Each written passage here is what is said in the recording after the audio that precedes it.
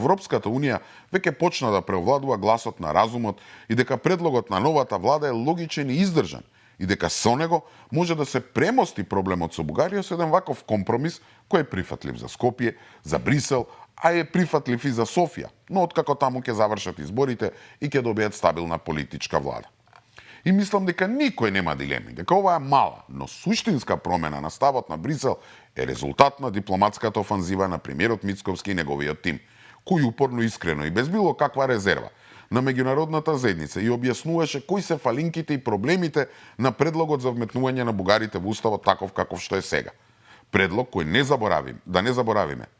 го стокми предходната влада на СДСМ-ИД, односно двоецот Ковачевски и Османи, со безпоговорното прифаќање на оној француски предлог, без за тоа да имаат било каква поддршка.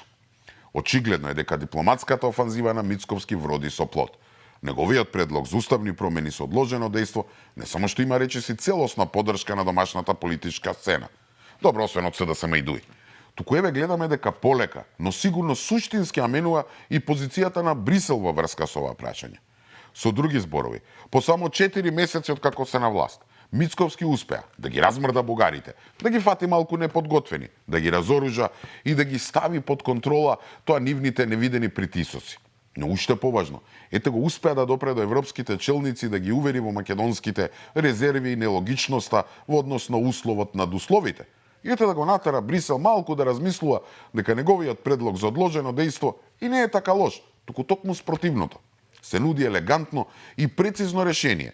кое без менување на преговарачки рамки, нови договори и слично, може да го премости проблемот за отпочнување на преговорите со Европската Унија.